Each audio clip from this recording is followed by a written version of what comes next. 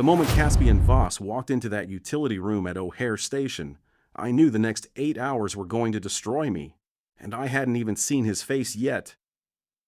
I'd been running the Blue Line for 6 years.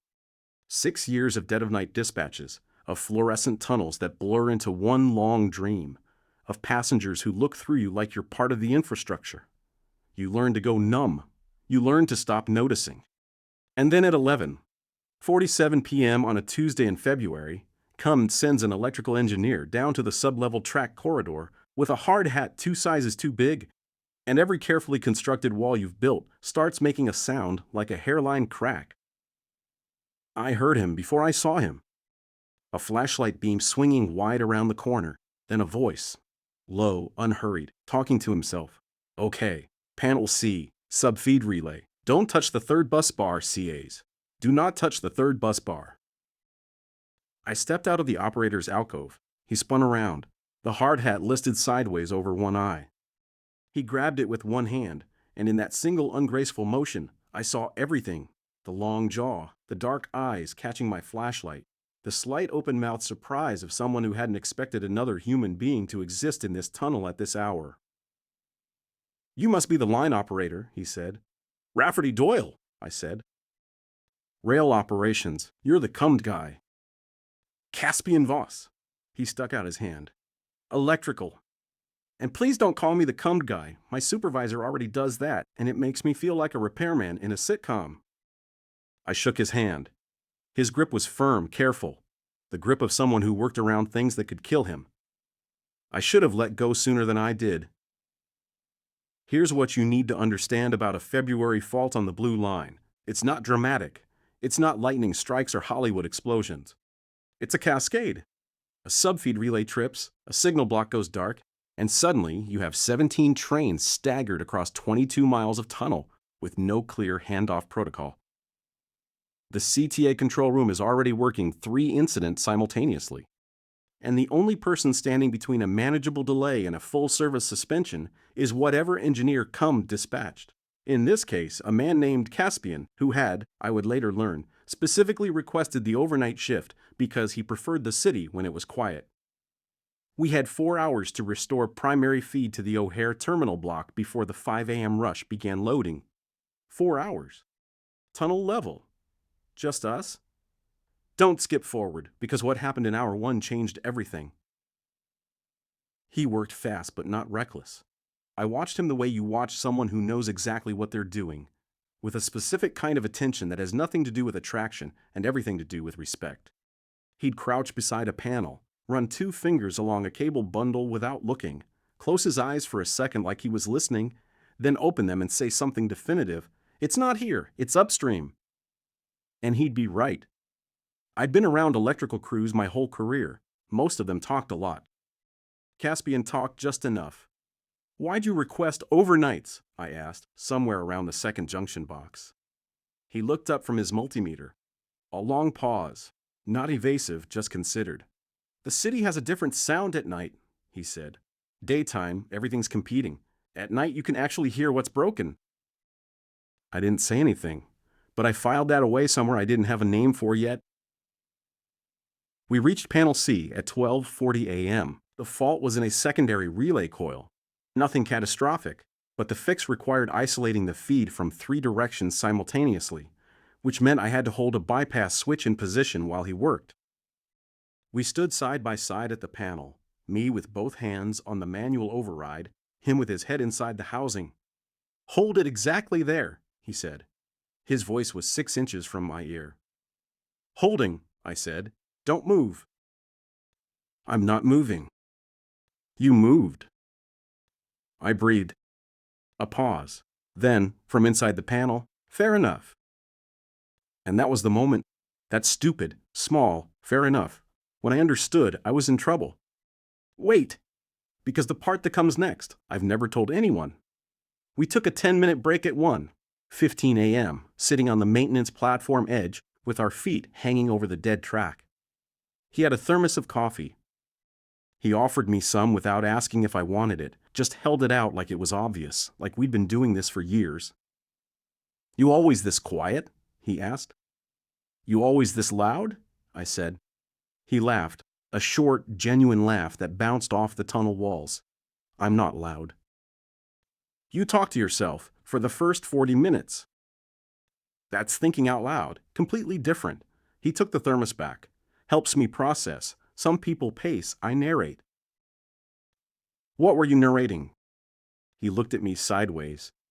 We were close on that platform, close the way you get when a tunnel is narrow, and the maintenance ledge was built for 1.5 people, not 2. His shoulder was against mine. Neither of us moved away. Mostly I was telling myself not to make assumptions about the fault location, he said, and also not to touch the third bus bar.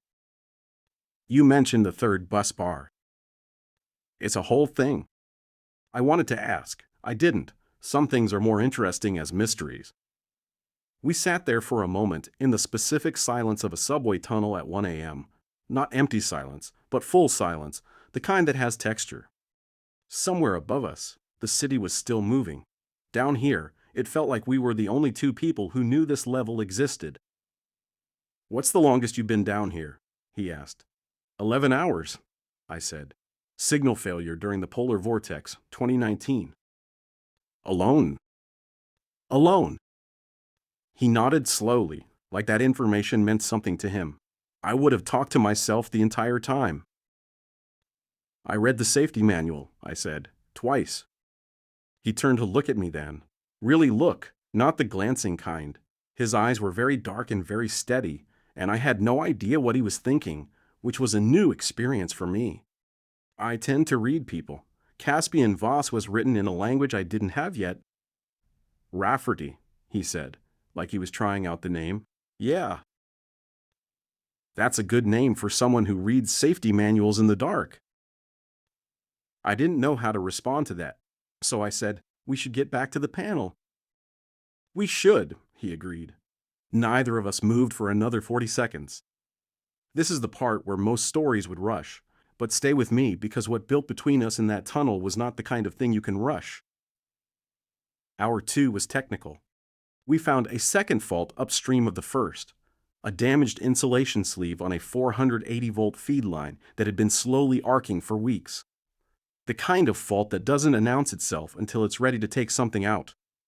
Caspian called it into his dispatch, got authorization for an emergency repair, and spent 40 minutes doing something with heat shrink tubing and a specialized tool I didn't have a name for. I held the flashlight. That was my job for 40 minutes. Hold the flashlight steady, don't breathe wrong. You're good at this, he said at some point without looking up. Holding a flashlight. Being still, being present. Most people get restless. I run a train, I said. Restless gets people killed. He paused his work for just a moment. That's the most serious thing you've said all night. It's the most serious job I've had all night. Another pause. Then, what's the least serious thing? I thought about it. The time I explained the door close announcement to a tourist who thought doors closing was a philosophical statement about his relationship. Caspian made a sound that was half laugh, half something more complicated. Was it? I didn't ask. Smart. We worked. The tunnel hummed. Somewhere in the distance, a train on an adjacent line rolled through. You could feel it more than hear it, a low vibration in the platform under your feet, in your sternum. He felt it too. I could tell because he went still for a second, just like I did, both of us tuned to the same frequency without deciding to be. That's the thing about infrastructure work. It makes you sensitive to systems. You start to feel the city as a body, pulses, rhythms, things running right, things running wrong. After 6 years on the blue line, I could feel a signal fault before the board showed it. Caspian, I was learning, could feel a fault in a line before his meter confirmed it. I wondered what else he could feel before it was confirmed. I told myself that was a professional observation. It was not entirely a professional observation. Don't go anywhere. Hour 3 is where everything changed, and I mean everything. At 2:30 a.m., we hit a problem. The primary relay at panel C would not reset. Caspian had done everything right. The repair was clean. The feeds were isolated. The insulation was restored. By every measurable standard, it should have come back online. It didn't. He sat back on his heels and stared at the panel for a long moment. I'd seen engineers in that position before. Usually what followed was frustration, escalation, phone calls to supervisors, eventually a decision to punt the problem to the day shift. What I had not seen, not once in 6 years, was an engineer close his eyes, breathe out slowly and say, "Okay, tell me what you heard when we came in." I blinked. What? You've been in this tunnel longer than I have. When we first walked in, before we opened anything, what did it sound like to you? I thought about it seriously, because he was asking seriously. There was a hum, I said slowly. But it wasn't even. It was stuttering, like something was cycling on and off. His eyes opened. Which direction? I pointed left, toward a secondary panel I dismissed as unrelated. He was on his feet before I finished pointing. The fault was in an interlock circuit, a safety mechanism that was preventing the primary relay from resetting because it thought a downstream condition was still active, even though it wasn't. The interlock sensor had failed in a closed position. Classic ghost fault. Caspian fixed it in 11 minutes. When the primary relay clicked back online and the panel indicators went green, he stood up and turned to me with an expression I couldn't quite name. Not quite triumph, not quite relief. Something more specific than either. "You found it," he said. "You asked the right question." I wouldn't have known to ask if you hadn't been listening in the first place. We were standing very close. The panel was behind him, bathing his face in green instrument light. And this is the detail I come back to, the one that stays. He was looking at me like I was something worth looking at. Not the way people look at infrastructure. Not through me. At me. "Rafferty," he said. "Yeah. I'm going to tell you something, and you can do whatever you want with it." My chest did something complicated. "Okay." "I requested the overnight shift because I like the quiet," he said, "but I've been down here 100 times and it's never felt like this." I didn't say anything. I didn't need to. "Like what?" I asked, even though I knew. "You ask anyway. You make someone say it. Like, I don't want the power to come back on," he said. I know. But here's what happened next, and this is the part I've been building to. We had 90 minutes before the 5 a.m. crew would start filtering in. 90 minutes of restored power, green panels, everything technically resolved. We should have started packing up. Neither of us moved to pack up.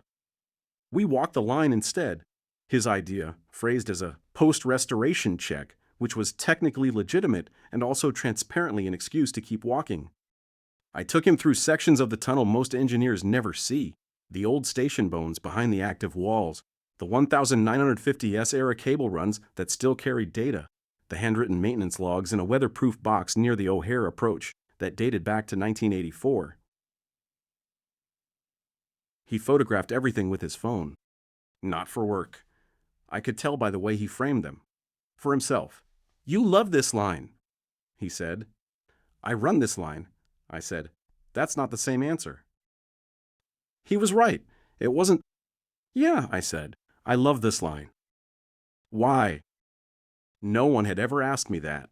In 6 years, not one person, supervisor, union rep, fellow operator, family member, had asked me why. I stood in the Blue Line tunnel at 3:45 in the morning, and I thought about it for real. "Because it goes all the way to the airport," I said finally.